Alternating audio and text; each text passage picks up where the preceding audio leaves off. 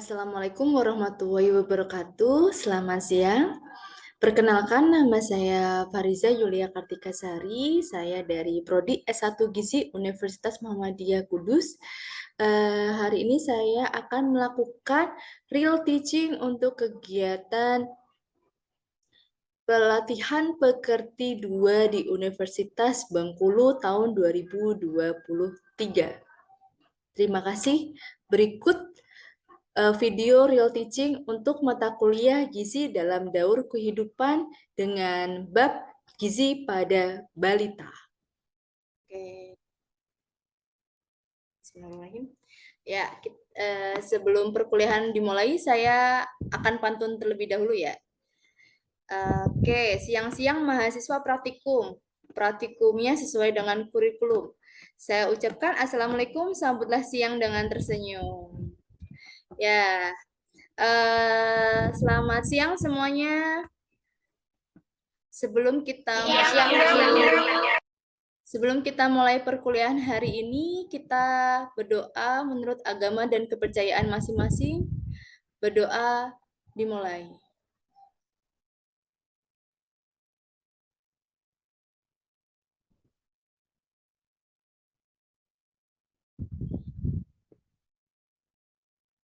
Selesai.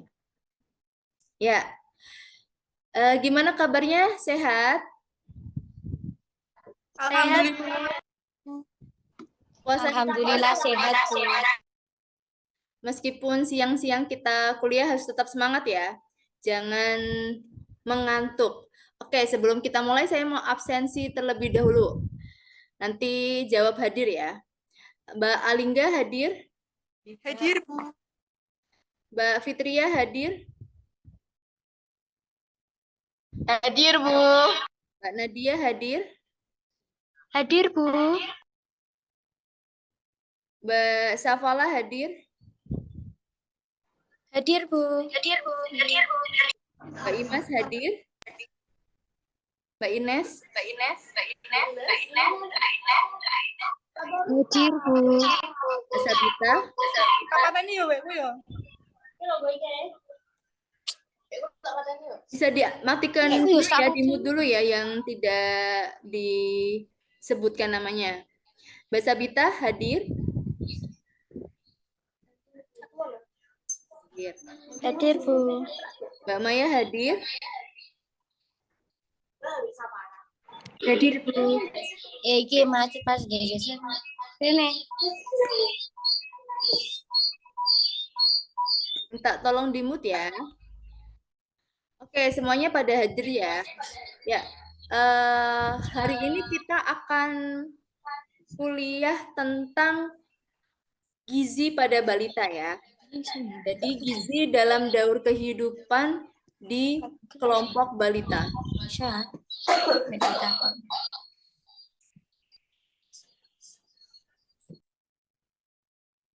Oke.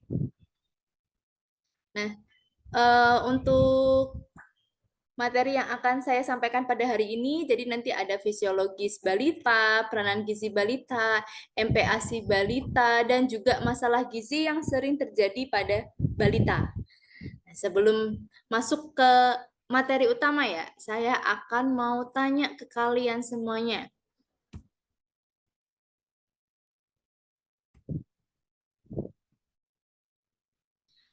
Apa masalah gizi yang sering terjadi pada balita? Stunting, Bu. Stunting, ya betul Mbak Alingga. Yang lainnya? Kurangnya asupan gizi. Ya, marasmus, kwashiorkor, terus ada lagi? Korsikor, Bu. Ya, betul Mbak Inas. Yang lainnya?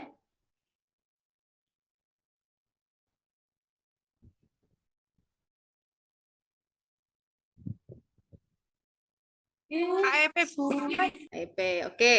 Banyak ya, ada stunting, kemudian kwashiorkor, marasmus, KEP, dan lain sebagainya. Dan beberapa masalah gizi itu menjadi highlight ya, menjadi masalah utama dan menjadi kegiatan di Kementerian Kesehatan dalam menyelesaikan masalahnya, sehingga Kementerian Kesehatan membuat program-program khusus untuk mengatasi masalah tersebut. Nah, oke. Nah, di balita itu dibagi menjadi dua kelompok, yaitu kelompok toddler sama kelompok preschool. Apa itu kelompok toddler? Jadi kelompok toddler adalah anak yang usianya 1 sampai 3 tahun. Karakteristik utama yang ada di toddler itu adalah perkembangan motorik dan kinetiknya yang sangat cepat. Jadi kalian tahu ya, kalau misalnya anak yang usia 1 tahun itu kan baru belajar jalan, kemudian berlari, sudah mulai 3 tahun dia bisa bersepeda gitu ya. Jadi perkembangan motoriknya itu sangat cepat gitu ya dibandingkan kelompok yang lainnya.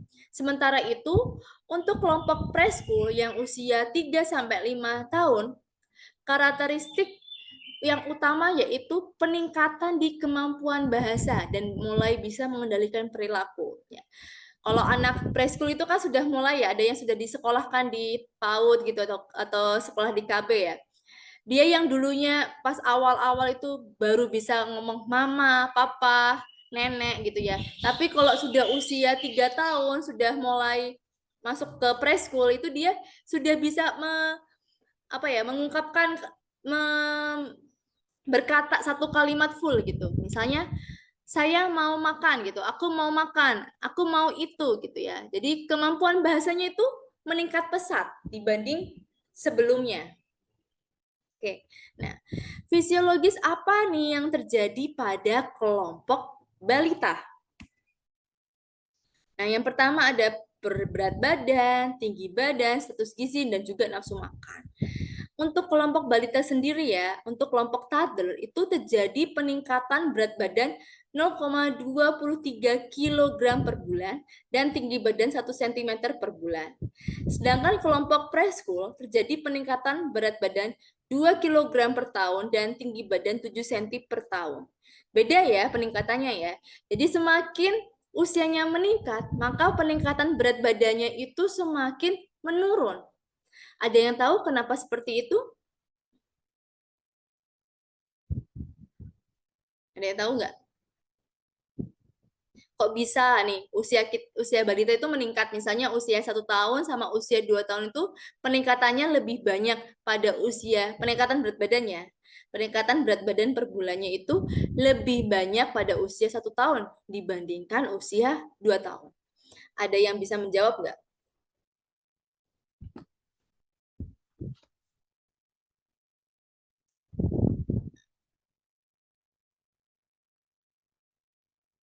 Gimana?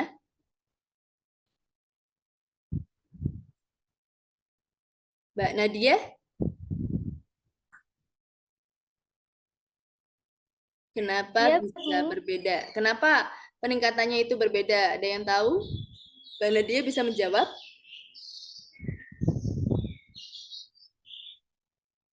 Karena masa-masa segitu memang peningkatannya sangat cepat, Bu. Ya, kan peningkatannya dia berbeda ya. Misalnya, jadi semakin tinggi usianya itu peningkatan terutama berat badan itu semakin sedikit. Karena apa? Karena aktivitasnya.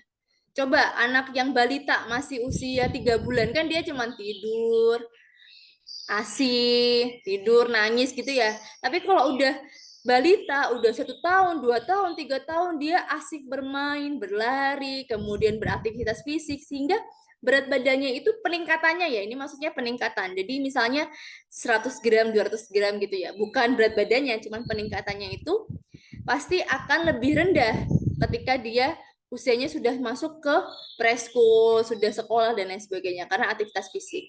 Nah, biasanya ini peningkatan itu tuh ada standarnya.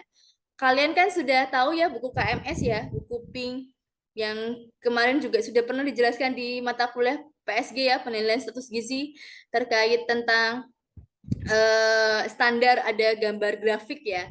Nah, itu kan ada standarnya. Untuk anak usia 1 bulan tuh peningkatannya tuh minimal berapa, 2 bulan berapa, 3 bulan berapa. Ketika dia tidak sesuai gitu ya peningkatannya dengan standar yang ada di KMS terutama, itu akan mempengaruhi status gizinya gitu ya. Akan mempengaruhi ya status gizi yang bisa kita lihat nanti ya, ada penjelasan tentang penilaian status gizi. Nah, itu nanti yang bisa menyebabkan dia masalah gitu. Ditambah lagi nafsu makan yang mulai berubah ya waktu balita karena sudah mengenal bermain, dia lebih suka bermain ketimbang makan gitu dan dia sudah bisa memilih makan. Ada rasa asin, manis, gurih itu dia sudah bisa membedakan sehingga dia akan bisa memilih-milih makanan gitu ya. Oke, selanjutnya, nah peranan gizi terhadap balita. Ada yang tahu nggak fungsi atau peranan gizi terhadap balita? Untuk pertumbuhan, Bu. Oke, Mbak Nadia untuk pertumbuhan, betul. Selainnya, Perkembangan Untuk jaringan perkembangan. ya pertumbuhan, perkembangan. Oke, jadi peranan gizi pada balita itu saya jelaskan ada 3 ya. Yang pertama adalah untuk pertumbuhan tadi ya, yang dijelaskan sama Mbak Nadia sama siapa tadi? Alingga, pertumbuhan dan perkembangan otak. Kalian tahu ya, kelompok balita itu pertumbuhan dan perkembangan otaknya itu sangat cepat dibandingkan kelompok anak, remaja, dewasa, bahkan lansia. Sehingga ketika pertumbuhan atau perkembangan cepat, berarti butuh apa? Asupan makanan yang maksimal.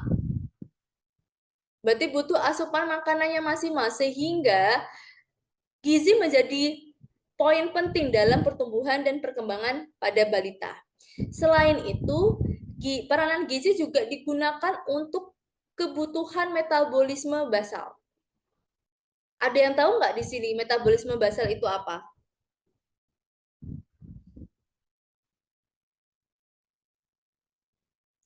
Ada yang tahu metabolisme basal?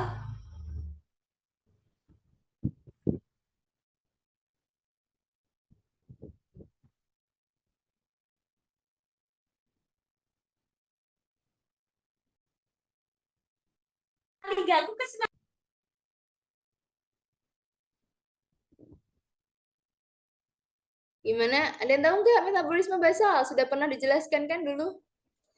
Jumlah energi yang digunakan oleh otot selama interval tertentu. Oke, jadi intinya adalah kebutuhan energi ketika kita tidak melakukan apapun. Misalnya tidur ya. Ketika kita tidur, apakah kita tidur itu kita tidak membutuhkan energi? membutuhkan Butuhkan. Untuk apa? untuk organ seperti Untuk bernafas. Ya, betul. Untuk pencernaan, ekskresi gitu kan. Metabolisme kita masih bekerja gitu ya. Sel-sel tubuh kita juga masih aktif sehingga jadi gizi itu juga digunakan di kelompok balita untuk metabolisme basal. Kemudian yang ketiga adalah peranan gizi untuk aktivitas ya. Apalagi di balita ya, balita adalah kelompok yang lagi aktif-aktifnya karena dia penasaran pada lingkungan yang baru gitu sehingga dia asik bermain, asik berlari sehingga membutuhkan asupan makanannya optimal. Ketika dia asupan makanannya kurang itu juga akan mempengaruhi terhadap masalah yang akan terjadi pada balita, baik itu masalah gizi maupun masalah kesehatan. Oke. Lanjut. Jadi setelah tadi kita tahu ya fungsi atau peranan gizi pada kelompok balita, kemudian saya akan menjelaskan terkait beberapa zat gizi yang penting pada kelompok balita. Yang pertama adalah energi. Energi digunakan untuk proses pertumbuhan dan perkembangan. Energi dapat diperoleh dari sumber bahan karbohidrat, protein, dan juga lemak. Nah, ini beberapa cara ya untuk menghitung kebutuhan energi pada balita. Ada usia 0 sampai 3 bulan menggunakan formula ini, 4 sampai 6 bulan menggunakan formula ini dan seterusnya. Ini berdasarkan dari National Academic Press Washington DC. Jadi dari Amerika ya. Dari Kementerian Kesehatannya Amerika lah seperti itu. Kemudian yang kedua adalah protein. Yang tadi sudah saya jelaskan ya, bahwa kelompok balita merupakan kelompok yang proses pertumbuhan dan perkembangannya itu sangat cepat gitu ya. Sehingga membutuhkan protein yang lebih tinggi per kilogramnya dibandingkan untuk anak dan dewasa gitu ya. Karena kalian tahu protein itu untuk apa? Untuk penggantian jaringan, pembentukan massa tubuh dan juga pertumbuhan. Sehingga kebutuhan proteinnya juga tinggi. Nah, untuk balita, kebutuhan protein itu sekitar 5-20% dari kebutuhan energi. Ini rumusnya ya, untuk 0-6 bulan segini, untuk 6-11 bulan juga segini. Oke, lanjut kebutuhan lemak. Kebutuhan lemak balita itu sekitar 30 gram per hari. Asam lemak esensial penting untuk proses perkembangan balita. Ada yang tahu apa maksud dari asam lemak esensial? Pengertian asam lemak esensial itu seperti apa? Mbak Maya mungkin mau jawab? Dicoba aja, nggak apa-apa, salah nggak ada yang dimarahin kok.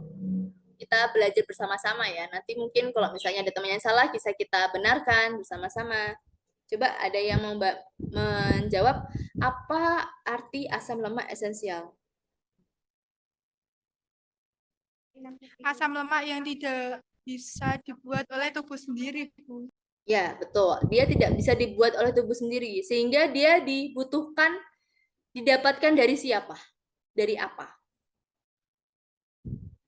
Kita mendapatkan asam lemak esensial itu dari apa? Protein hewani, Bu. Ya, berarti dari makanan, ya kan? Makanan. Ya, betul. Berarti karena dia tidak bisa diperoleh dari tubuh, maksudnya tubuh itu tidak bisa mensintesis atau membuat, sehingga dia harus diperoleh dari makanan yang dimakan. Nah, asam lemak esensial itu contohnya ada DHA, ARA, apa yang sering kalian misalnya kalau di TV ya, iklan susu balita gitu, pasti ditambahkan DHA, EPA dan ARA gitu sebesar bla bla bla bla gitu ya. Jadi memang sangat penting itu asam lemak esensial untuk pertumbuhan balita karena dia ada peranannya pada otak, kemudian integritas kulit dan organ-organ vital yang ada di balita. Kemudian karbohidrat. Kebutuhan karbohidrat pada balita itu sekitar 40-60% dari kebutuhan kalori energi. Sementara itu, ASI menyediakan 40% energi dari karbohidrat.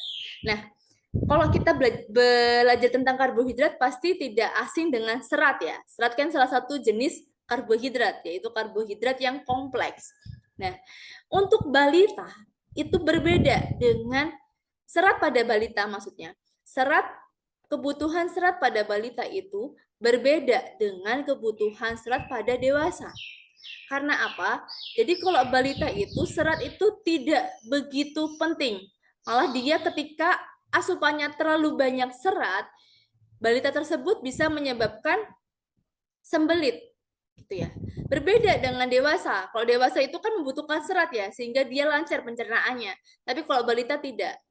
Dan kalau misalnya dia asupan seratnya tinggi gitu, akan menurunkan asupan zat gizi yang lainnya. Karena cepat kenyang ya serat itu ya fungsinya ya. Dia mengenyangkan. Maka dari itu orang-orang obes sering dikasih makanan yang tinggi serat. Sedangkan kalau balita sendiri malah harus dibatasi, terutama pada usia-usia awal, usia 1-3 tahun. Kalau 3 tahun sampai ke atas itu dia sudah boleh bebas. Tapi kalau 1 tahun sampai 3 tahun itu sebaiknya dibatasi untuk menghindari adanya sembelit dan asupan zat gizi yang rendah karena serat itu punya fungsi yang mengenyangkan. Nah, oke. Sebelum lanjut ke materi selanjutnya, saya akan bertanya lagi nih ke kalian ya. Apa ciri-ciri balita yang mengalami anemia? Jadi anemia itu tidak cuma pada remaja ya, balita pun juga banyak yang mengalami anemia. Apa ciri-ciri balita yang mengalami anemia? Apakah berbeda balita yang mengalami anemia dengan remaja atau dewasa yang mengalami anemia? Ada yang bisa menjawab? Berbeda, Bu. Ya, gimana Mbak Nadia? Itu, Bu, kalau pada bayi biasanya berat badannya di bawah normal, Bu. Terus kalau pada remaja gimana? Orang yang anemia, ciri-cirinya? Lemah, letih, lesu. Ya, lemah, letih, lesu, lunglai ya. Jadi kalau balita bedanya sama anemia pada balita dengan anemia pada remaja itu, kalau anemia pada remaja kan kita sudah terlihat ya, anak anemia itu terlihat dia lemah, letih, lesu, lunglai gitu. Tapi kalau pada remaja dia tidak, pada balita dia tidak terlihat, dia masih aktif, masih sehat gitu ya, masih lari sana sini, masih bermain gitu. Cuma yang membedakan tadi betul kata Mbak Nadia, berat badannya itu stagnan atau bisa jadi berkurang 3 bulan terakhir gitu, tidak sesuai standar di KMS. Dan dia juga nafsu makannya turun, jadi malas makan, kemudian jadi kurus lah gitu. Itu salah satu ciri yang anemia, tapi harus diperiksa, harus dicek HB-nya. Kalau misalnya memang HB-nya rendah berarti memang anemia gitu ya. Tetap yang bisa memastikan bahwa balita anemia ya harus cek lab ya. Tidak bisa kita simpulkan bahwa anaknya tidak mau makan, anaknya berat badannya rendah itu langsung anemia. Kita harus cek lab tentunya. Cuman ciri-ciri yang kebanyakan anak yang atau balita yang mengalami anemia itu seperti itu. Oke, kemudian kita lanjut. Nah, tadi sudah jelasin tentang fisiologis, kemudian peranan gizi, kemudian kita akan menentukan status gizi pada balita. Kalau pada dewasa, penentuan status gizi menggunakan apa? Mas dan Mbak semuanya? IMT, Bu. IMT, Bu. Ya, IMT atau indeks massa tubuh ya. Sedangkan kalau pada balita, kita menggunakan Z-score. Mungkin sudah tidak asing ya bagi kalian yang tentang Z-score. Waktu perkuliahan penilaian status gizi juga kita belajar tentang Z-score gitu ya. Nah, jadi untuk balita itu kita tidak bisa menggunakan IMT, kita menggunakan Z-score, tabel Z-score. Indeks antropometri yang digunakan pada balita itu ada yang namanya berat badan menurut umur, kemudian tinggi badan atau panjang badan menurut umur, dan juga berat badan menurut tinggi badan. Keempat atau ketiga kategori ini itu nanti ada tabelnya. Salah satu contohnya adalah ini ya, tabel BB per U atau berat badan menurut umur untuk anak laki-laki usia 0 sampai 60 bulan. Ada yang bisa membaca tabel ini? Kan dulu sudah pernah ya waktu kita di perkuliahan penilaian status gizi. Coba saya review, ada yang masih ingat gak cara membaca tabel ini? Tidak asing kan kalian dengan tabel ini atau baru pertama kali lihat?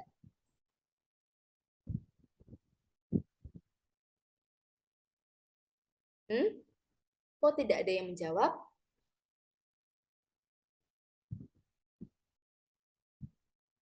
Gimana Mbak Salma? Pernah lihat nggak tabel ini? Pernah. Pernah. Ya, ada yang tahu nggak gimana cara membaca tabel ini?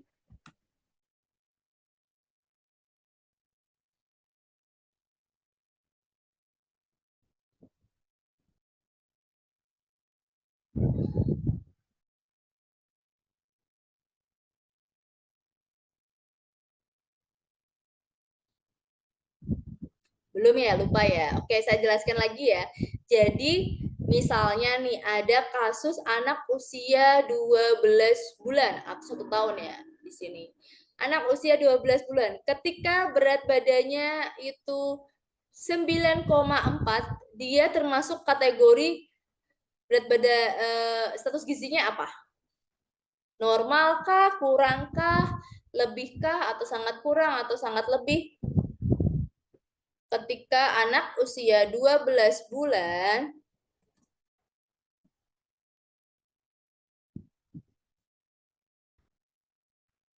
12 bulan memiliki berat badan 9,4 di sini berat badannya. Itu masuk kategori apa? Siapa tadi yang jawab? Underweight, Bu. Kurang, Bu. Siapa yang jawab? Mbak Alingga ya? Kurang. Kurang, menurut Mbak Alingga kurang. Kalau yang lainnya? Sama, Bu. Underweight. Kurang, Bu. Underweight, kurang. Oke. Coba kita lihat ya di slide selanjutnya ya. Oke. Nah, tadi apa BB per U ya? Tadi nilainya itu ada di min 1 ya. Ini kan masuk min 1 ya. 9,4 ya. Di sini kan min 1. Berarti dia masuk kategori apa kalau min 1? Yang kurang apa baik? Baik, Bu. Baik, ya betul. Jadi gizinya normal ya. Jadi di sini ketika berat badan bayi di warna kuning sampai kuning gitu, kuning, hijau, kuning gitu, atau min 1 SD sampai 1 SD, dia dikategorikan gizi baik atau normal. Sementara itu kalau bayi tersebut berat badannya di warna orange kiri ya terutama ya, kiri itu dia kategorinya kurang. Kalau kanan kategorinya lebih overweight, sedangkan kalau nanti dia di merah sudah sangat kurang. Kalau yang di kanan berarti obesitas. Seperti itu ya.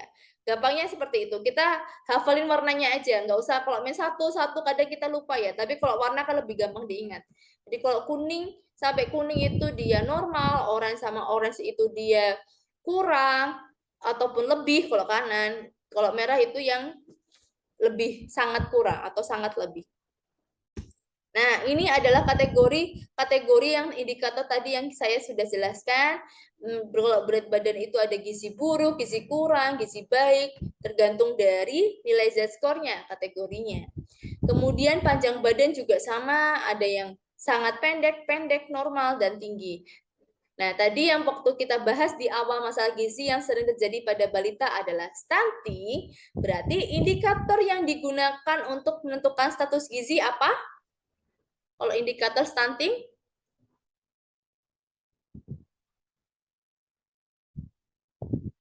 Apa Mbak dan Mas? Tadi sudah saya jelaskan nih di awal.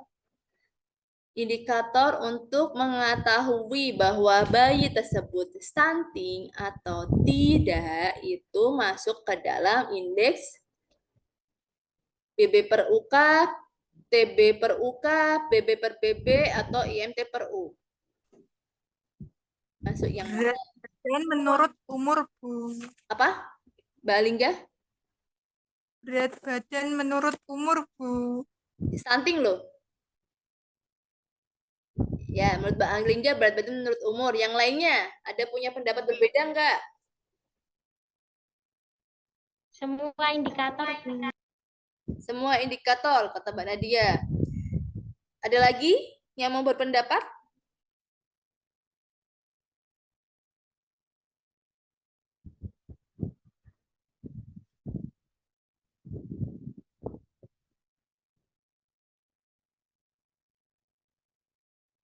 Ada lagi yang mau berpendapat? Nggak ada. Ya, jawabannya yang benar adalah TB per U atau PB per U. Stunting itu apa? Pendek kan? Ya, stunting itu pendek kan? Jadi yang menjadi indikator ketika dia mengalami stunting atau tidak itu ada di indeks TB per U. Kalau BB per U itu kan gizi buruk, gizi kurang gitu ya. BB per PB juga normal, ini sudah masuk ke kategori IMT ya, normal, kurus, sangat kurus gitu. IMT per U juga sama, normal, kurus, dan sangat kurus. Jadi yang masuk kategori untuk stunting itu ada di indikator PB per U atau TB per U. PB per U itu ketika apa? Ketika anak tersebut gimana?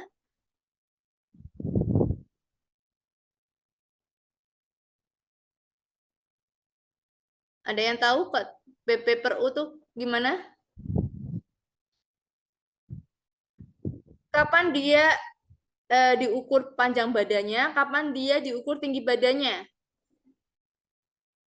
Saat itu, Bu, kalau PB itu untuk balita yang belum bisa diukur secara berdiri dengan tegak, Bu. Kalau TB? Kalau TB gimana, Mbak Nadia? Kalau TB itu untuk bayi yang sudah berdiri dengan tegak, Bu. Contohnya 2 tahun ke atas.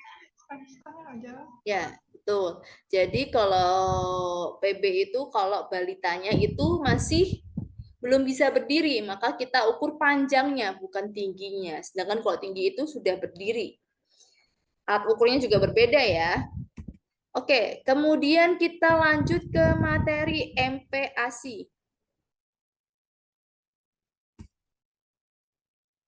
Nah, sebelum saya menjelaskan tentang MPASI, saya akan memperlihatkan video MPASI ya. Asupan MPASI sangat penting untuk pertumbuhan dan perkembangan si kecil. Wajar jika banyak ketakutan yang muncul di benak moms tentang pemberian MPASI. Nah, mulai sekarang nggak perlu khawatir moms. Di video ini, semua pertanyaan moms seputar MPASI akan terjawab dengan lengkap dan akurat. Pada 6 bulan pertama kehidupan si kecil, ASI saja memang sudah cukup untuk memenuhi kebutuhan nutrisinya. Namun, saat ia sudah berusia 6 bulan, kebutuhan energi dan nutrisinya meningkat, moms.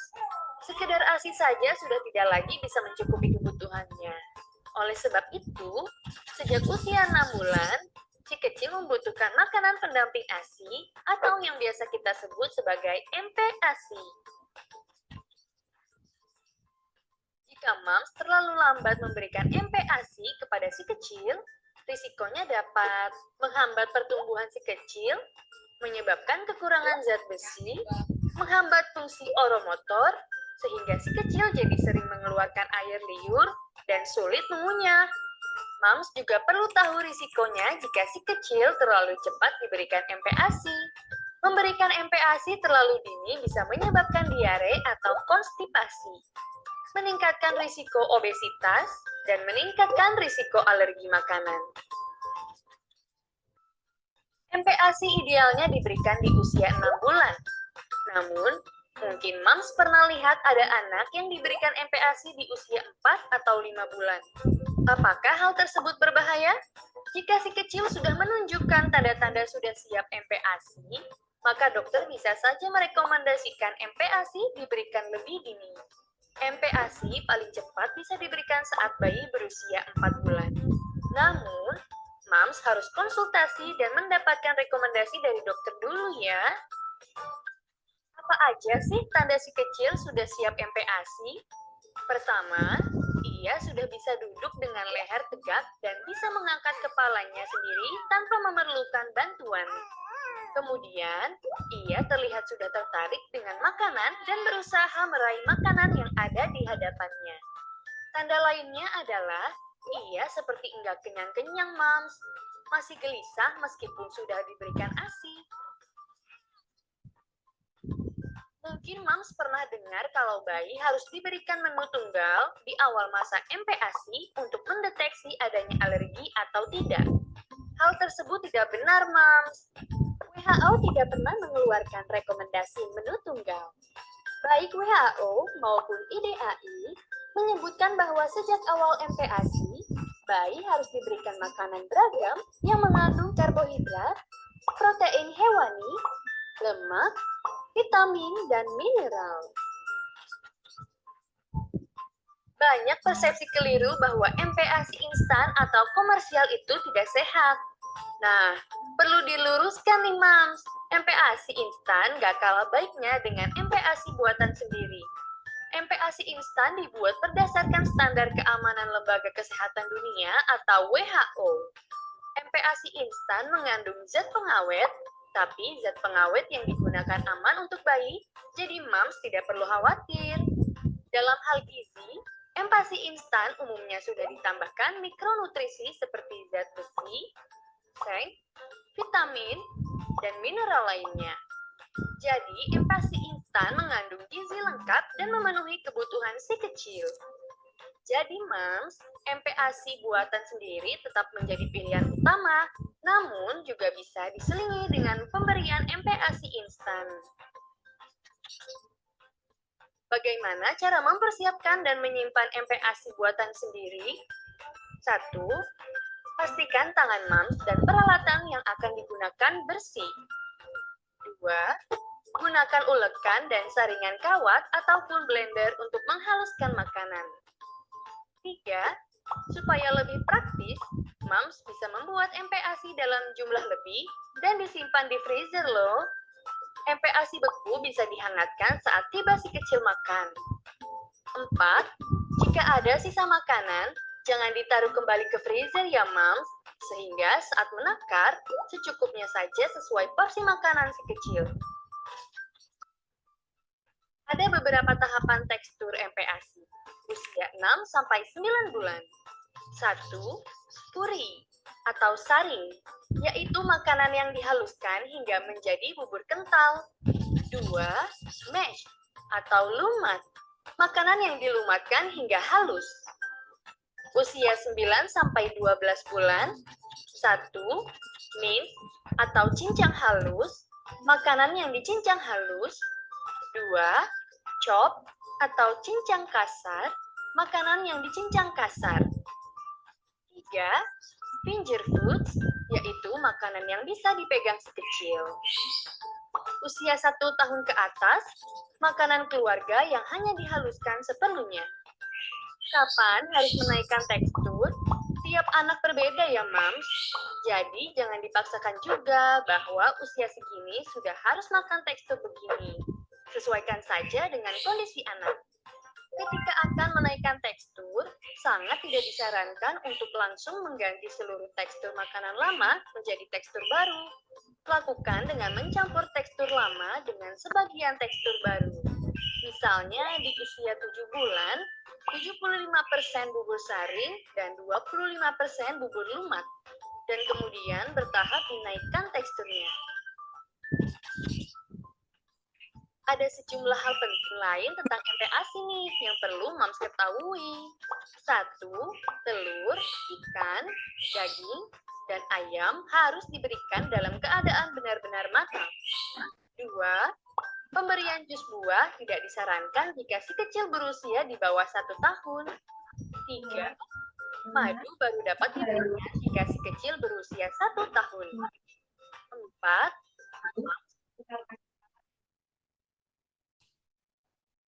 Asupan MPASI sangat penting untuk chop bahwa usia segini sudah telur, ikan, daging, dan ayam harus diberikan dalam keadaan benar-benar matang. 2. Pemberian jus buah tidak disarankan jika si kecil berusia di bawah 1 tahun. 3. Madu baru dapat diberikan jika si kecil berusia 1 tahun. 4. Moms bisa menambahkan sedikit garam dan gula loh, biar si kecil lahap dan tidak mengonsumsi makanan yang hambar. MPASI idealnya diberikan dengan cara responsive feeding, di mana Moms secara langsung menyuapi makanan kepada si kecil. Namun, belakangan ini, banyak teknik pemberian MPASI lain yang beredar. Salah satu yang populer adalah Baby-led weaning atau BLW. Dalam teknik BLW, sejak awal MPASI bayi dibiarkan makan sendiri dan memilih sendiri semua makanannya. Tekstur makanannya juga dimulai dari makanan padat atau finger food. Lalu, apakah teknik BLW ini aman? Menurut penelitian, teknik BLW bisa meningkatkan risiko anak mengalami anemia defisiensi zat besi, berat badan kurang, dan stunting. Selain itu, karena makanan yang diberikan berbentuk padat, risiko anak tersedak juga tinggi. Jadi, Moms, para dokter di IDAI tidak merekomendasikan pemberian MPASI dengan teknik BLW. Nah, itu tadi Moms penjelasan lengkap tentang cara pemberian MPASI yang baik dan benar. Pastikan si kecil mendapatkan MPASI yang berkualitas untuk mendukung pertumbuhannya ya, Moms.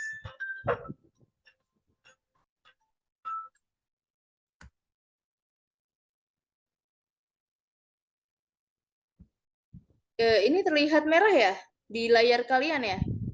PPT saya ya? Iya, Bu. Bisa merah ya. Bentar ya.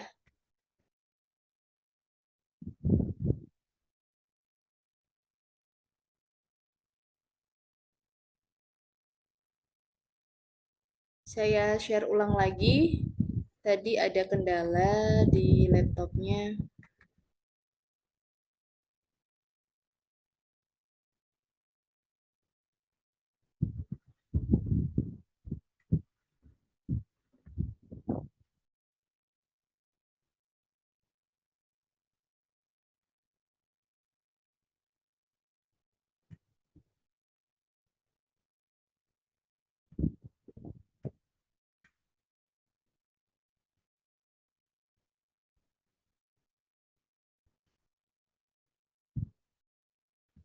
Oke, tadi kan sudah mendengarkan ya, melihat dan mendengarkan video terkait MPASI. Ada yang mau ditanyakan sebelum saya melanjutkan materi MPASI ini?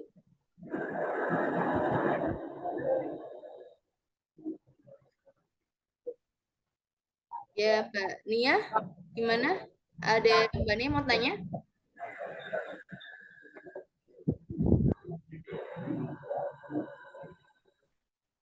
Kepencet ya?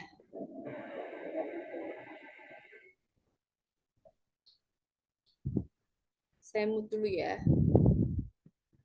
Yang lainnya ada yang mau ditanyakan terkait video tadi tentang MPASI ya. Tadi prinsipnya seperti apa, kemudian di tekstur setiap tekstur itu seperti apa gitu ya. Usia 6 bulan kayak gimana, 8 bulan kayak gimana, 9 bulan kayak gimana, 12 bulan kayak gimana, dan lain sebagainya. Dan tadi ada penjelasan tentang BLW ya, baby lead weaning, jadi makan sendiri istilahnya. Makan sendiri tanpa disuapin. Itu kan kalau menjadi tren ya. Banyak selebgram bahkan ya selebgram gitu yang menerapkan anak-anak yang menggunakan BLW. Sebenarnya bagus itu untuk melatih kemandirian, tapi itu bagus ketika diberikan pada saat snack, sesi selingan gitu ya. Atau nggak apa-apa makanan utama, cuman dia tetap harus disuapin. Karena kan namanya anak bayi belum bisa ya bahwa dia harus makan banyak biar kenyang gitu ya. Jadi masih kognitifnya masih belum begitu paham sehingga kalau misalnya dia cuman diberikan makanan menggunakan metode BLW, takutnya nanti asupannya kurang sehingga menimbulkan masalah-masalah gizi yang terjadi gitu ya. Oleh karena itu perlunya adanya metode yang mixing. Kemudian saya jelaskan lagi ya. Mereview tadi video dari YouTube tadi bahwa ketika bayi berusia 6 bulan ke atas, ASI itu tidak cukup lagi memenuhi kebutuhannya, sehingga diperlukan makanan tambahan yang dimulai pada saat usia 6 bulan untuk memenuhi kebutuhannya selain dari ASI ataupun susu formula gitu ya. Karena sudah proses pertumbuhannya sudah semakin berkembang, aktivitasnya juga semakin meningkat, sehingga dia membutuhkan makanan tambahan untuk memenuhi kebutuhannya. Nah, prinsip MPASI itu seperti apa? Yang pertama adalah tepat waktu. Maksudnya apa? Jadi, pemberian MPASI itu harus sesuai waktu yang dari WHO, yaitu 6 bulan. 6 bulan tepat. Tapi ada beberapa balita yang diberikan MPASI dini, yaitu di bawah 6 bulan. Tapi pemberian MPASI dini itu harus ada rekomendasi dari dokter anak. Nah, tadi juga dijelaskan ya di video ya, ada masalah-masalah yang terjadi ketika MPASI itu diberikannya tidak tepat waktu, misalnya dia terlalu cepat atau bahkan terlalu lama gitu ya, bisa menyebabkan masalah-masalah gizi yang terjadi. Kemudian yang kedua yaitu adekuat atau cukup. Ya. Jadi pemberian MPASI itu harus memenuhi kebutuhan gizi balitanya. Jadi pemberian makanan di awal meskipun usia 6 bulan dia baru belajar makanan gitu ya, baru belajar makan, itu harus diberikan makanan yang lengkap. Maksudnya apa? Makanan yang ada karbohidrat, ada protein, lemak, dan juga yang lainnya. Jadi tidak cuma satu bahan aja. Biasanya kan kalau zaman dulu kan pemberian makanannya cuma pura buah, pisang gitu ya, cuma satu jenis aja gitu. Nah, kalau sekarang WHO merekomendasikan bahwa pemberian makanannya itu harus lengkap. Semua zat gizi, terutama zat gizi makro itu harus ada. Kemudian yang ketiga yaitu aman dan higienis. Maksudnya apa? Jadi pemberian MPASI itu harus aman. Karena kalian tahu kan ya, kalau misalnya balita itu kelompok yang resiko terhadap masalah gizi maupun masalah kesehatan. Karena proses atau organ, terutama organ daya tahan tubuhnya itu belum maksimal. Sehingga ketika misalnya makanannya itu tidak bersih, kotor gitu akan mempengaruhi ke masalah kesehatannya. Bisa diare, tipes atau yang lainnya. Kemudian yang terakhir adalah diberikan secara responsif. Maksudnya apa? Jadi pemberian MPASI itu tidak boleh dipaksa. Jadi kalau misalnya anaknya tidak mau makan, ya sudah dicukupkan. Kita berikan makanan ketika dia mau makan. Bisa misalnya dijeda 1 jam, 2 jam gitu. Jangan dipaksa. Kenapa kita tidak boleh memaksa? Ditakutkan bahwa ketika dia dipaksa akan menimbulkan trauma yang bisa menyebabkan masa depannya. Maksudnya nanti ke depannya itu dia takut yang namanya proses makan. Takut misalnya dia, aduh, kegiatan makan itu menjadi hal yang menakutkan, sehingga itu akan mempengaruhi proses ke depannya ya. Seperti itu. Jadi pemberian makanan MPASI juga diberikan secara responsif. Nah, ini tadi juga sudah dijelaskan ya di video ya. Jadi ada beberapa tekstur, frekuensi di setiap usia gitu. Jadi ketika usia 6-8 bulan, awal-awal MPASI itu diberikan secara lumat, tidak terlalu encer, sehingga ketika dia dimiringkan, buburnya dimiringkan, tidak tumpah. Frekuensinya juga dia bertahap ya, mulai dari 2-3 kali makan, dan 1-2 kali makan dalam seharinya. Jadi ada makanan utama dan juga makanan selingan. Kemudian jumlahnya juga mulai bertahap 2-3 sendok makan sampai 125 ml. Pengolahannya menggunakan makanan sari. Untuk 6-8 bulan dia juga sama, lumat, tidak terlalu encer, frekuensinya masih sama, jumlahnya juga akan semakin meningkat. Maaf ini tadi mengulang ya. Usia 9-10 bulan itu makanannya lembek. Frekuensinya 3-4 kali makanan utama, 1-2 kali makanan selingan. Jumlahnya juga sudah mulai ditingkatkan dari 125 ml sampai 250 ml. Pengolahannya dicincang halus. Sedangkan kalau 10-12 bulan ini sama seperti 9-10 bulan. Bedanya adalah di pengolahan, yaitu dicincang kasar. Ini ya menu-menunya ya tadi ya. Ada seperti kayak nasi yang dicincang atau ya dicincang kasar lah. Kemudian ini yang makanan yang untuk usia 9-10 bulan dan lain sebagainya. Kemudian, nah untuk usia 12 bulan atau 1 tahun itu tekstur makanannya itu makanan biasa untuk orang dewasa. Jadi ketika ibunya membuat masak nih untuk keluarga ya sup ayam, ya sudah anak tersebut sudah diberikan makanan tersebut. Teksturnya sama seperti orang dewasa. Mungkin kalau awal-awal 1 tahun dia masih bisa agak dilembekkan gitu ya, nasinya masih agak nasi lembek, tapi tetap jenisnya sudah nasi ya, bukan bubur lagi. Frekuensinya juga sudah mulai meningkat, frekuensi makannya sama, cuman jumlahnya sudah mulai meningkat, pengolahannya masakan biasa gitu ya. Kenapa sih kita harus merubah ya dia, jangan sampai usia 1 tahun itu masih bubur, karena apa, nanti ada efek ke oralnya, perkembangan oral motorik yang ada di mulut. Kalau misalnya anaknya masih kebiasaan makanannya bubur, bubur itu kan tidak perlu mengunyah ya.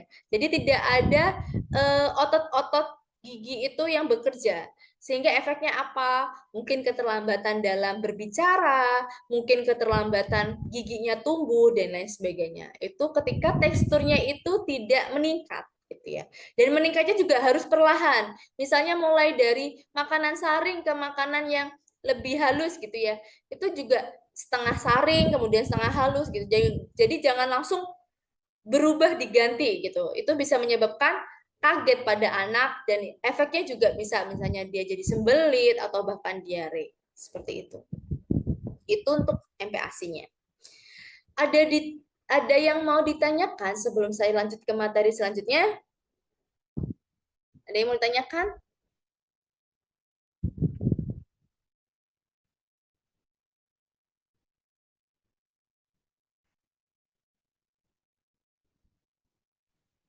Belum, Bu. Belum ya? Oke, ya udah kita lanjut ke terakhir ya. Masalah gizi. Tadi di awal sudah saya singgung ya, masalah gizi apa yang terjadi pada balita, dan sudah beberapa yang menjawab dengan benar dan baik. Yang pertama ada stunting yang tadi menggunakan indeks indikator antropometri TP/U atau PP/U, yaitu kondisi di mana anak memiliki tinggi yang pendek dibanding standarnya gitu ya. Jadi dia tidak tingginya itu tidak sesuai dengan standar. Dan stunting ini merupakan masalah gizi dalam jangka waktu yang lama. Jadi ketika balita tersebut asupannya kurang, hari ini gitu dia tidak langsung mengalami stunting, tapi kalau misalnya sampai hari ini kurang, kemudian sebulan kemudian kurang, 2 bulan kemudian kurang, gizi yang lama, masalah gizi yang lama itu yang bisa menyebabkan stunting. Dan masalah gizi stunting ini prosesnya irreversible atau tidak bisa balik, sehingga ketika kita misalnya di stunting nih usia 2 tahun, kemudian 4 tahun dia makannya baik dan lain sebagainya baik, itu tidak akan memperbaiki waktu proses pertumbuhan dan perkembangan yang terjadi pada usia 2 tahun gitu ya. Jadi irreversible prosesnya, tidak bisa balik. Kemudian yang kedua adalah masalah obesitas. Jadi balita yang gemuk pun juga menjadi masalah. Itu bukan hal yang lucu. Kalau misalnya anak-anak kan orang tua lebih ya anaknya lucu, gemuk gitu ya, menggemaskan gitu. Tapi obesitas juga menjadi masalah, dan efeknya adalah di masa depan dia akan meningkatkan resiko pada penyakit kardiovaskular. Kemudian anemia yang tadi sudah saya jelaskan ya, yaitu kondisi di mana HB anak kurang dari standar. Jadi dia menjadi tadi ya, meskipun dia aktif tapi berat badannya itu biasanya kurang dari standar. Dan ini harus dicek lab gitu. Nah, ketiga masalah ini yang utama biasa terjadi pada balita. Oke. Nah, selanjutnya adalah studi kasus. Jadi, saya akan memberikan studi kasus. Ini dikerjakan kelompok. Di sini ada berapa orang, Mas dan Mbak?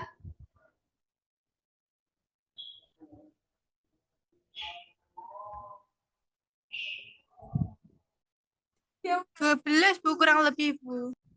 Kurang lebih 12 ya?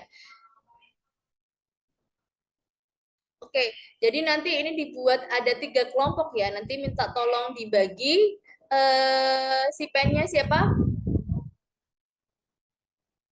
Alingga.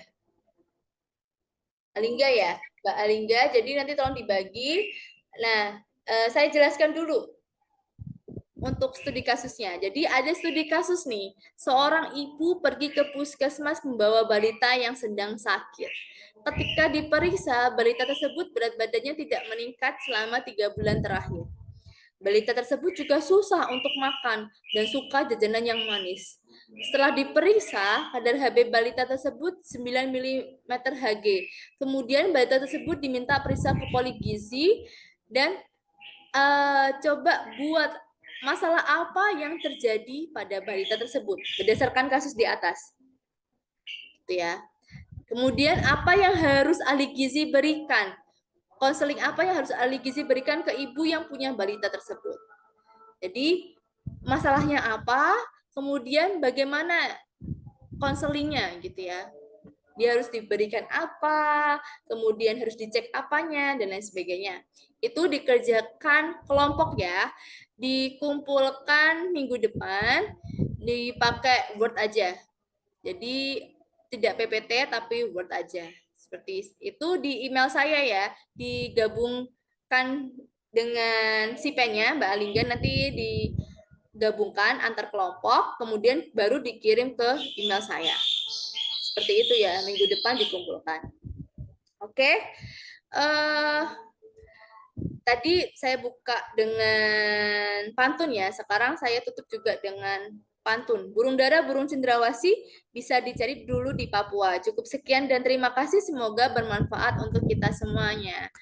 Ya, kita lanjut ke sesi diskusi. Silahkan ada yang mau bertanya di materi hari ini?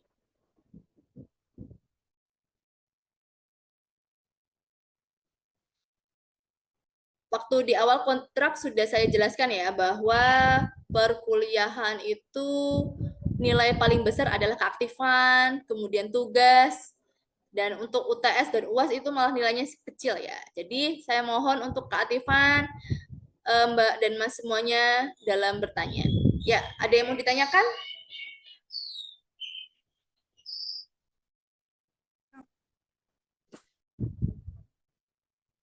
Nggak perlu malu. Salah juga nggak ada yang tahu kan. Jadi tanya aja. Kalau misalnya ada yang mungkin tidak dimengerti atau penasaran misalnya, Ibu, saya punya adik seperti ini nih gitu. Itu boleh. Silakan. Saya mau bertanya, Bu. Iya, Mbak Syawala. Aku Syawala. Itu kenapa ya? Saya kan punya saudara. Ya. Gimana? Umurnya itu sekitar 3 sampai 4 tahun. Itu Ya. belum bisa bicara, belum bisa mengenal rasa asin, manis, kayak gitu. Kalau Kalau suruh Iya. ngamuk. Gimana? Kenapa? Kalau mau makan ngamuk? Ya, Makanannya apa makannya? itu dicampur sama susu itu loh, Bu. Gimana? Bubur dicampur susu? Ya, Oh, Maunya- itu dimakannya pakai dot kah atau disuapin? pakai dot. Oke, ya. Nah, ini salah satu kasus ya. Ya, bagus Mbak Syawala. Jadi, siapa namanya? Saya lupa. Syafala, Bu. Syafala. Ya, ini tulisannya. Ya, Syafala.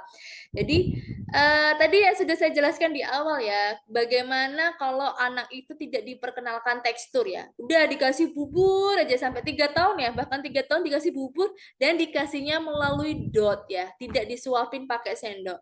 Nah, itulah menjadi masalah. Efeknya adalah dia susah ngomongnya ya. Ya, ngomongnya bermasalah, kemudian emosionalnya juga tidak bagus ya, manajemen emosinya juga kurang, meskipun memang anak balita itu manajemen emosinya masih belajar, cuman itu juga menjadi masalah. Jadi tadi yang saya jelaskan di prinsip pemberian MPASI adalah diberikan secara responsif. Mungkin saya kan tidak tahu ya di awal itu seperti apa. Mungkin waktu pemberian MPASI awal itu orang tuanya sering memaksa sehingga dia ada rasa trauma dan ketakutan dengan makan. Maka dari itu kan dia ngamuk ya, kalau diberi makan tuh ngamuk. Maunya susu aja. Karena memang kalau dia sudah terbiasa minum atau makanan yang tidak dikunyah, kan enak ya. Kita cuma makan udah ditelan aja tanpa perlu ada proses mengunyah gitu ya. Sehingga dia terbiasa untuk makanan-makanan yang seperti itu gitu. Mungkin kalau berat badannya bagaimana Mbak Syafala? Berat badannya apakah dia terlihat kurus atau normal? Normal, Bu. Normal ya, karena asupannya juga sudah tinggi ya. Susu kan juga tinggi ya, tinggi kalori, kemudian dikasih bubur gitu tinggi. Cuma nanti kedepannya adalah motorik ya, motorik di orang motornya itu yang bermasalah. Yang tadi di awal dia tidak bisa berbicara ya, susah ngobrolnya itu karena memang tidak terlatih ototnya. Tidak terlatih ototnya sehingga dia malas berbicara, malas mengungkapkan gitu. Jadi saran ya Mbak Syawala kan salah satu ahli gizi, nanti kedepannya adalah jadi ahli gizi. Mungkin nanti orang tua dari ibu anaknya itu bisa dijelaskan bahwa harus diajari makanan-makanan bertekstur. Seharusnya 3 tahun sudah mulai makan makanan yang biasa. Kalau jajan bagaimana jajanan? Snack, ciki gitu makan? Nggak pernah, Bu. Nggak pernah. Nah, Itu punya saudara, beda 2 minggu itu udah bisa bicara, udah bisa aktif loh, Bu. ya itu jadi selain ahli, maksudnya Mbak Syafala nanti jadi ahli gizi bisa dijelaskan bahwa harus dikenalkan makanan yang bertekstur. Mungkin dia sukanya apa, yang manis atau yang asin. Kenalkanlah misalnya kentang goreng atau apa gitu ya. Kemudian perlu juga dicek ya oromotornya. Itu kan perkembangan oromotor itu harus dicek sama dokter anak.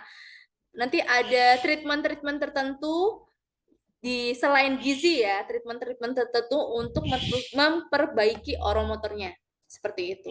Biar nanti kedepannya tidak bermasalah, kan sebentar lagi juga mau masuk sekolah dan lain sebagainya. Itu kalau misalnya dia terkendala dengan berbicara kan nanti efeknya adalah di masa depannya dia. Seperti itu ya. Seperti itu Mbak Syahwala. Gimana? Baik, Bu. Terima kasih. Ya, sama-sama. Ada lagi yang mau ditanyakan? Bu, saya mau izin bertanya. Ya, Mbak Mila. Kalau misalkan balita itu telat bicara, apakah pola makan nutrisinya itu terdapat masalah untuk pola bicaranya gitu Bu? Kalau pelo gitu loh Bu. Oh, Maksudnya itu makanannya itu berpengaruh nggak sama bicaranya tadi gitu loh? ya. Kalau masalah dia pelat ya, celat atau ya dia itu biasanya di teks di ukuran lidah ya. Mungkin dia dulu punya tete, tongtai atau ada masalah lah di lidahnya, di anatomi lidahnya gitu ya. Tapi itu tidak ada hubungannya sama asupan makanannya. Kalau misalnya dia meskipun pelat, makanannya baik, mau makan beragam, kemudian makanannya sesuai dengan kebutuhan, porsinya sesuai dengan kebutuhan, itu tidak bermasalah gitu. Kalau yang tadi kasus tadi adalah tekstur. Dia cuma dikasihnya itu susu, terus susu yang bentuknya isinya bubur. Jadi tidak diperkenalkan makan yang mengunyah. Nah, itu yang menimbulkan masalah. Masalah ke oromotornya ya. Nyatanya kan dia tetap sehat ya. Status gizinya normal dan lain sebagainya, tapi oromotornya dia bermasalah, dia tidak bisa berbicara, terus emosionalnya juga karena dia takut makan dan lain sebagainya. Tapi kalau misalnya dia pelat, makanannya baik tuh artinya jumlahnya dia beragam, makanannya beragam, porsinya sesuai dengan kebutuhan, tidak ada masalah. Seperti itu, Mbak Mila. Gimana? Masih ada yang belum paham?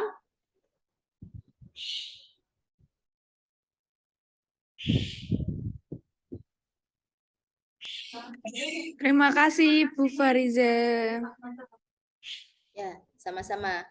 Ada lagi yang mau ditanyakan?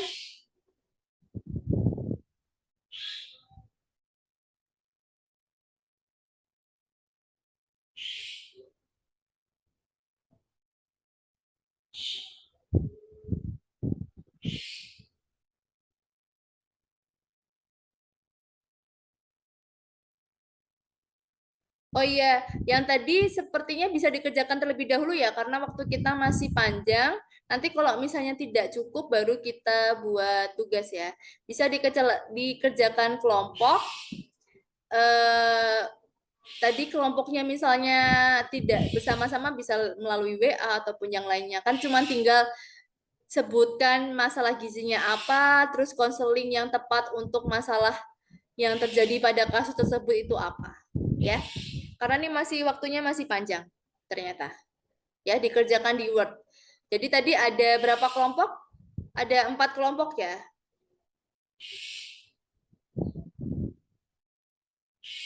Ya, silahkan dibagi aja kelompoknya. Nanti sampai jam, ini angka 15.09 ya. Nanti sampai jam 15.30.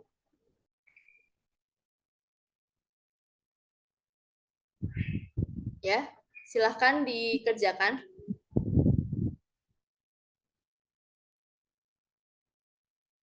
Ada yang mau ditanyakan nggak terkait tugas tadi? Saya munculkan lagi ya.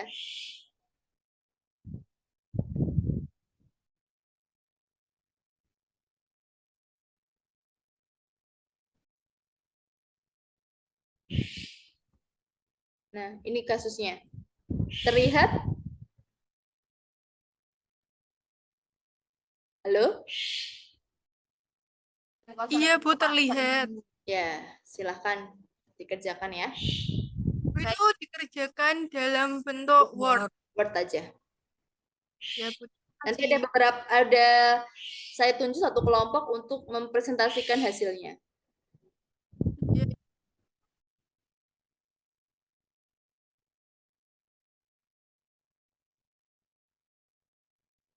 Bu, ini dibagi 4 atau 3 kelompok ya, Bu? Bagi 4 aja.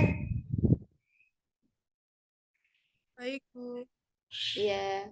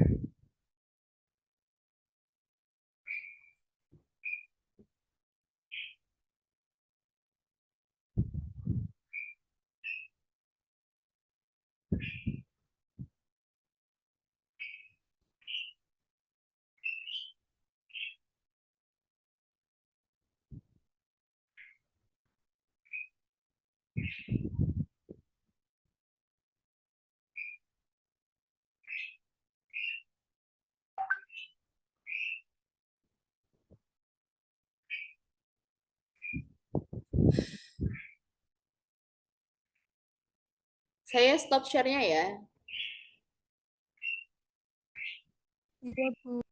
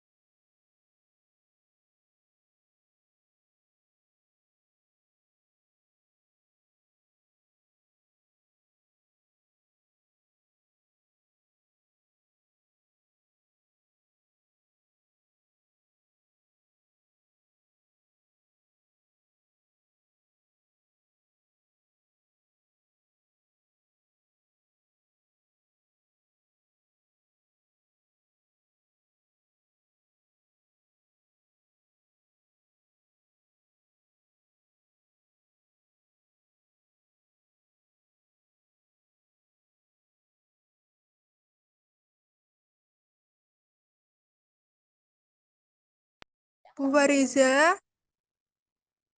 mohon izin bertanya. Itu untuk presentasinya bagaimana ya, Bu? Dalam bentuk Word atau PPT? Atau langsung bicara gitu, Bu? Dalam bentuk Word, Mbak. Yang Word tadi kan sudah diketik ya, nanti di-share, terus udah langsung dipresentasikan seperti itu. Baik, Bu.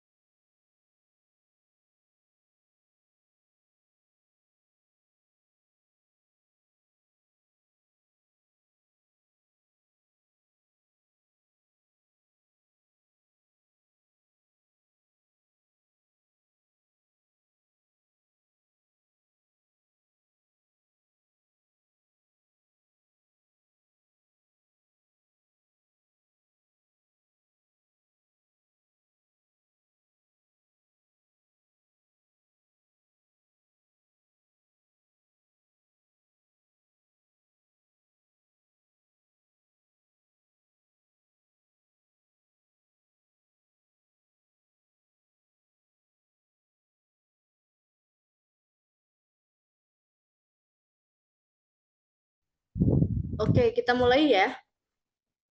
Bisa dinyalakan lagi videonya. Sudah selesai semuanya ya? Sebentar, Bu. Belum bisa. Gimana? Sebentar ya, Bu. Ya, kita kasih waktu 5 menit lagi ya. Nggak usah panjang-panjang, tinggal tadi apa masalah yang terjadi pada kasus tersebut, kemudian berikan konseling gizi yang tepat untuk mengatasi kasus tersebut.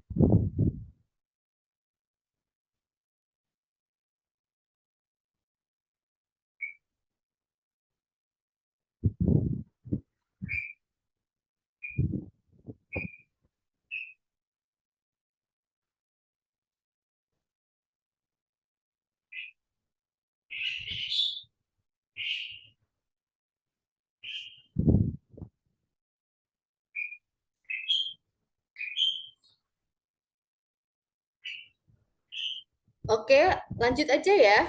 Udah jam segini soalnya.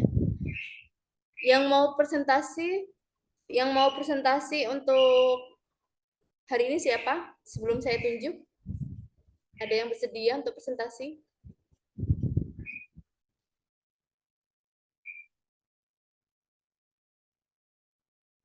Bu, ini sebentar Fitria mau share screen tapi belum bisa. Ya, share screen-nya harus saya. Sebentar, saya buat co-host ya. Siapa yang mau share screen? Fitri ya? Iya, Bu.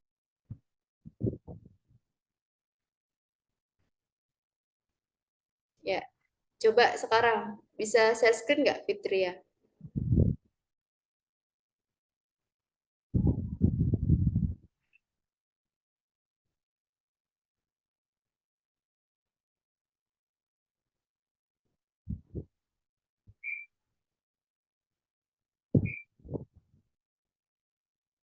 Bisa nggak, Fitri ya?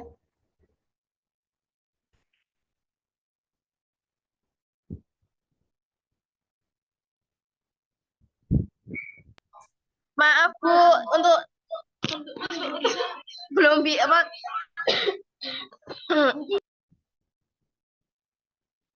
Gimana? Jenis dokumennya nggak bisa diunggah Bu, karena berbentuk Word. Oh gitu, ya udah di PDF kan. Bisa kan di PDF kan, di file save as, kemudian PDF.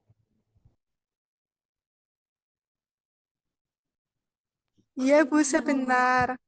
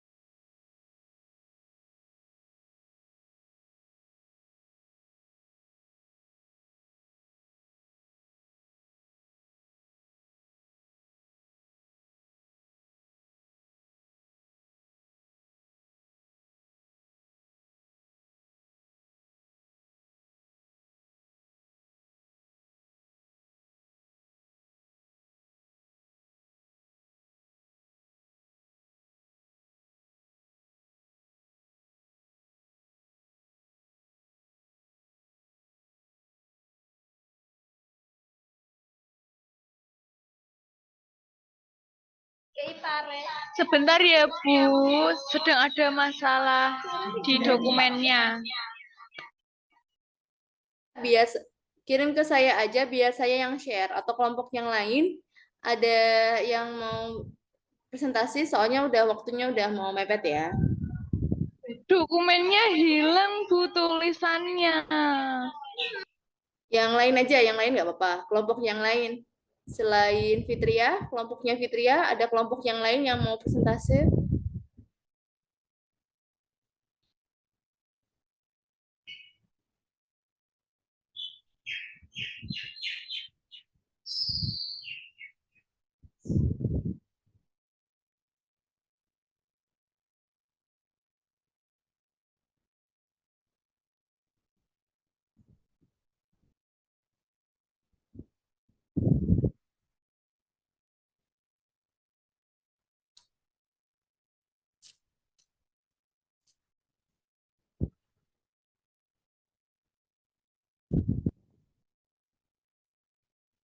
Gimana kelompoknya? Yang lain kelompok siapa aja sih? Pembagiannya bagaimana Mbak Alika?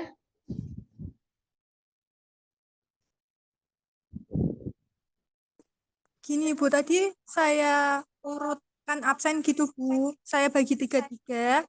Nah, tapi tuh karena yang di sini banyak yang pulang, jadi jarang ada yang respon gitu, Bu. Terus saya bentuk lagi ketua kelompoknya saja, gitu. Kelompok kedua siapa? Selain Mbak Fitria siapa?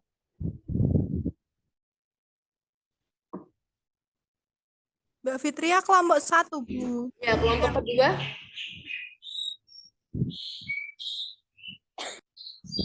Yang kelompok 1 ada Mbak Fitria, yang kelompok 2 Yang kelompok 2 ada Mas Java, yang kelompok 3 ada Mbak Syafala. Oke, Syafala coba. Bagaimana Syafala? Udah selesai?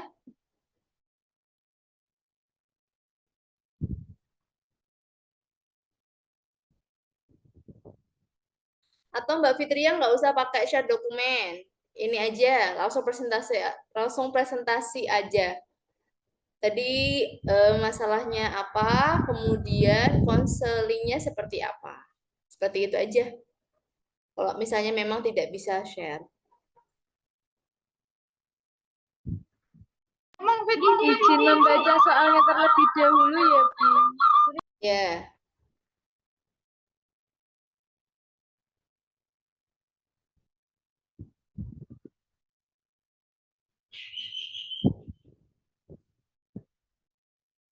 Ya, silahkan Mbak Fitria.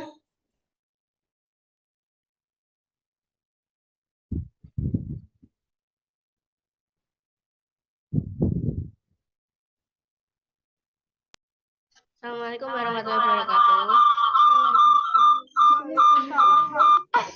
Perkenalkan, saya ketua kelompok dari kelompok 1, Fitria Syarifah Hartanto. Saya akan membaca tadi case terlebih dahulu ya, Bu. Seorang ibu pergi ke puskesmas membawa balitanya yang sedang sakit. Ketika diperiksa, balita tersebut berat badannya tidak meningkat selama 3 bulan terakhir.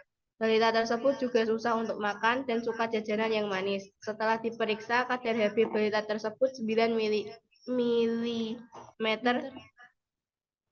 hemoglobin.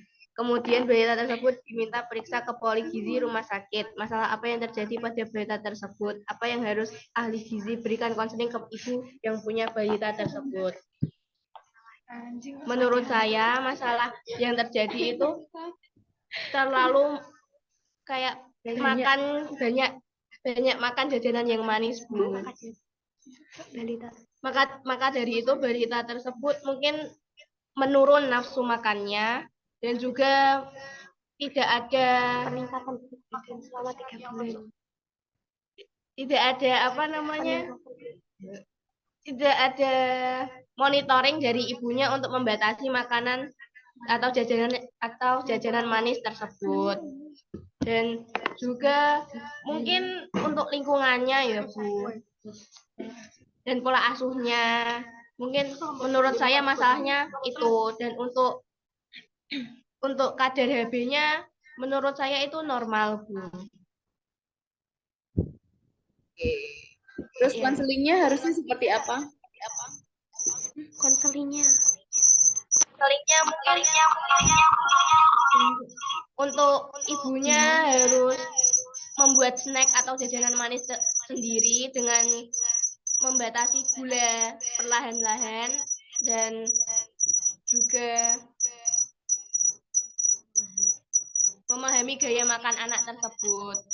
Dan juga faktor aktivitasnya juga harus diperhatikan juga atau juga ditingkatkan. Seperti itu.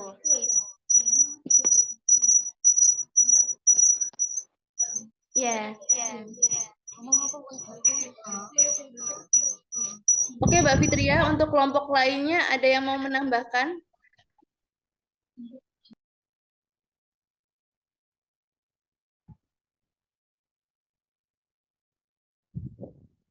Menambah. Kelompok 1. Bu, saya dari kelompok 3 izin menambahkan yang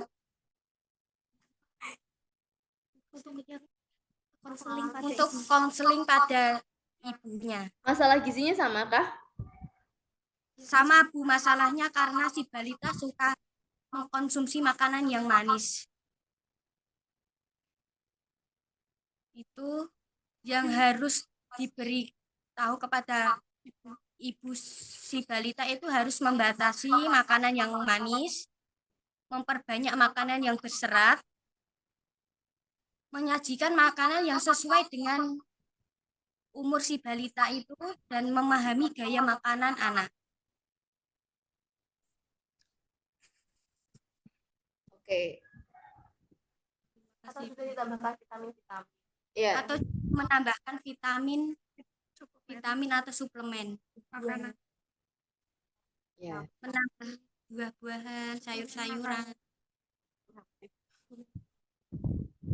Ya, oke.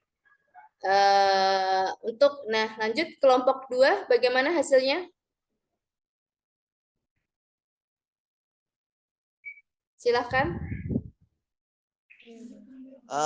Untuk kelompok saya menjawabnya sama Bu, hampir sama. Karena pertama kasus dalam bayi tersebut mengalami masalah dalam kondisi gizi kurang ya. Karena dia selalu makan makanan yang manis dan juga untuk konsultasi kepada ibunya itu mengurangi makanan yang manis serta mengolah bahan-bahan makanan yang mengandung serat, protein, terus berupa buah-buahan juga bisa Bu, seperti itu. Kurang lebih seperti itulah. Oke, Mas Dava, terima kasih. Ya, saya menyimpulkan ya bahwa tadi studi kasusnya tadi kan dia ke puskesmas ya, ke polipuskesmas, kemudian dicek berat badannya itu stagnan, kemudian dia makannya banyak makan manisnya, terus waktu dicek labnya HB-nya itu 9. 9 itu termasuk HB yang rendah untuk anak-anak ya. Sehingga masalah gizi yang terjadi pada kasus tersebut adalah anemia yang tadi saya jelaskan. Kalau misalnya dia berat badannya stagnan, kemudian nafsu makan menurun, dan dicek HB itu ternyata dia rendah, berarti dia mengalami anemia. Nah, konsultasi apa yang tepat untuk anak yang anemia? Pastinya dia harus makanan yang tinggi apa kalau anemia itu? Besi. Ya, besi, Fe ya. Sumber zat besi apa aja? Ada yang tahu? Makanan sumber zat besi.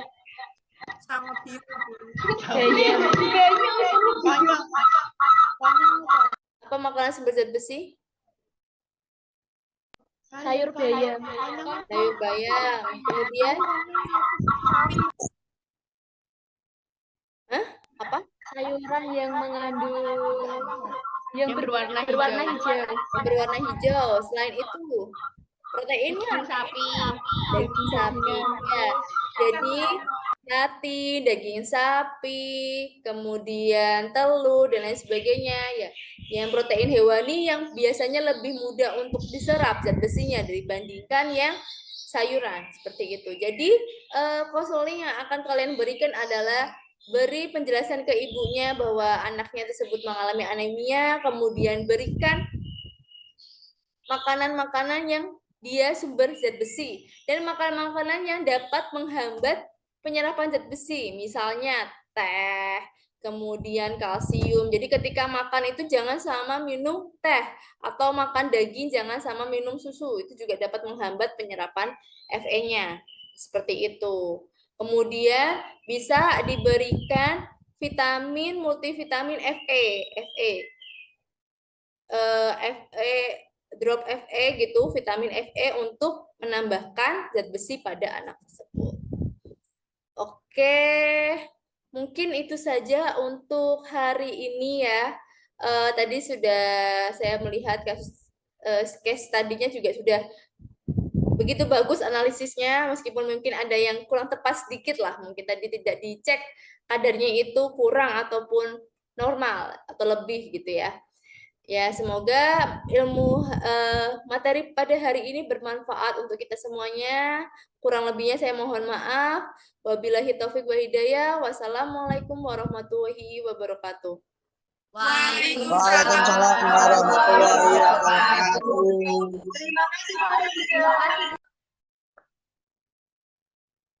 Baik, terima kasih kepada Universitas Bengkulu yang sudah memberikan pelatihan pekerti selama 7 hari yang berjalan dengan lancar dan sukses. Saya juga meminta maaf kepada panitia ataupun instruktur selama saya melakukan kegiatan pekerti ada kesalahan, baik itu misalnya kurang mengikuti atau yang lainnya. Oke, terima kasih. Wassalamualaikum warahmatullahi wabarakatuh.